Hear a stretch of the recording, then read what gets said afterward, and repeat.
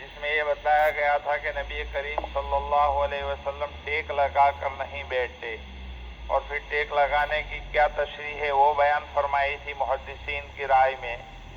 آج مسلم شریف کی ایک چھوٹی سی روایت بیان کر رہے ہیں، جس سے یہ ثابت کر رہے ہیں کہ بیٹھنے کا اصولی طریقہ کیا ہے، نبی کریم صلی اللہ علیہ وسلم کس طرح بیٹھا کرتے تھے۔ حضرت انس رضی اللہ تعالیٰ عنہ فرماتے ہیں، میں نے آپ صلی اللہ علیہ وسلم کو دیکھا کہ آپ اکڑو بیٹھ کر، اکڑو بیٹھنا جسے کہتے ہیں، کھجور تناول فرما رہے تھے۔ اکڑو بیٹھنا بہت مشہور ہے ہمارے گجراتی کے اندر، اکڑو بیٹھنا کہ دونوں پاؤں نیچے ہوں اور اوپر آدمی بیٹھے۔ مقعین کا مطلب یہ ہے، جیسا خود علامہ نووی رحمۃ اللہ علیہ نے اس کی تشریح فرمائی، کہ آدمی اپنی سورین زمین کے ساتھ ملا کر پاؤں پنڈلیاں کھڑی رکھے، پاؤں اور پنڈلیوں کو کھڑی رکھے اور پیچھے کا حصہ نیچے کی طرف، پیچھے کی طرف ڈھلان کر کے رکھے۔ اس کو عربی میں ایقاع کہتے ہیں، اس کو ہم اکڑو بیٹھنا کہتے ہیں۔ اب کھانے کے لیے کون سی بیٹھک ہونی چاہیے، تو اصولی طور پر علماء نے لکھا کہ آدمی کھانے کے لیے ایسی بیٹھک اختیار کرے جس میں کھانے کا اکرام ظاہر ہوتا ہو۔ اگر ایک آدمی کرسی کے اوپر ٹیک لگا کر پیچھے ہو کر بیٹھتا ہے، گویا کھانے کی طرف سے بے توجہی، بے فکری معلوم ہوتی ہے کہ وہ محتاج نہیں بلکہ کھانا اس کی طرف آ رہا ہے، تو اس کو پسند نہیں کیا گیا۔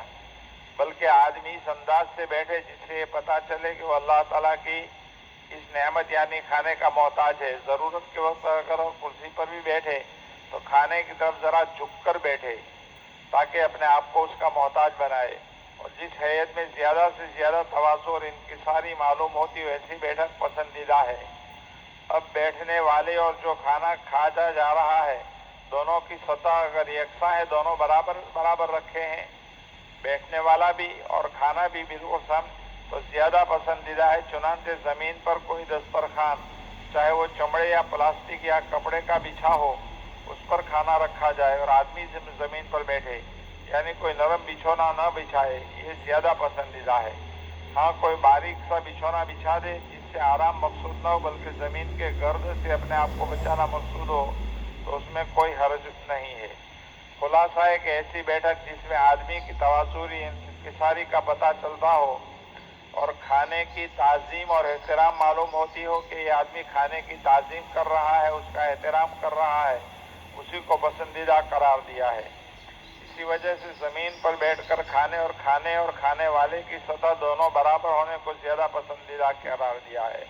اب کھانے والے کی تواضع والی بیٹھک اور حیت کیا ہے، تو علامہ شامی رحمۃ اللہ علیہ نے شامی میں 3 طرح کی بیٹھکوں کا ذکر کیا ہے۔ اکڑو بیٹھنا، یعنی آدمی زمین کے اوپر سورین پر بیٹھے اور گھٹنوں کو کھڑا رکھے، اسی کو انہوں نے پہلا درجہ دیا ہے۔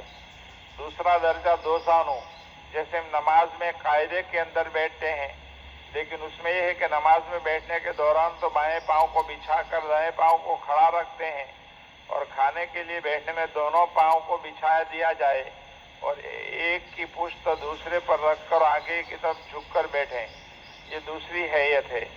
اور تیسری حیت یہ ہے کہ بایاں پاؤں موڑ کر، نیچے موڑ کر، اور دایاں پاؤں کھڑا رکھ کر بیٹھے جیسے عام طور پر بیٹھتے ہیں۔ ایک پاؤں کھڑا رکھا اور ایک پاؤں موڑ کر بیٹھتے ہیں۔ یہ 3 حیتیں علامہ شامی رحمۃ اللہ علیہ نے ترتیب سے ذکر کی ہے۔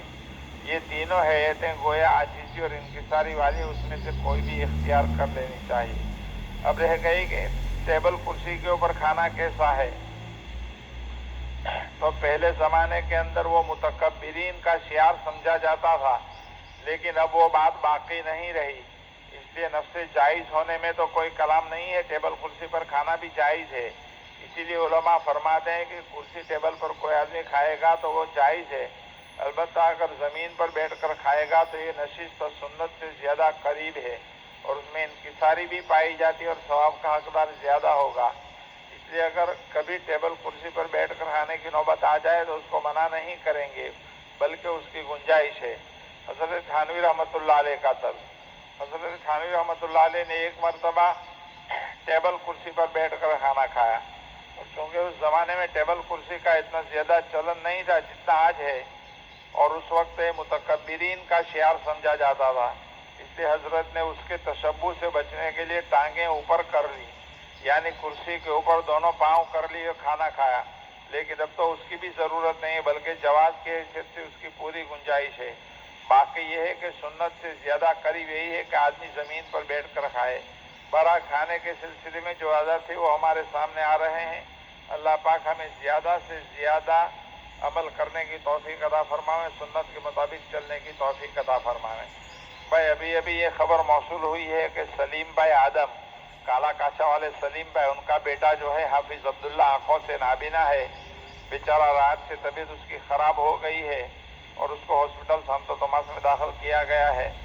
دعا فرمائیں کہ اللہ تعالیٰ معصوم سو شفا کاملہ عاجلہ دائمہ نصیب فرمائیں، اور امت میں خاص کر کے ہمارے پاناما میں جتنے بیمار ہیں سب کو اللہ پاک مکمل شفا عطا فرمائے، آمین۔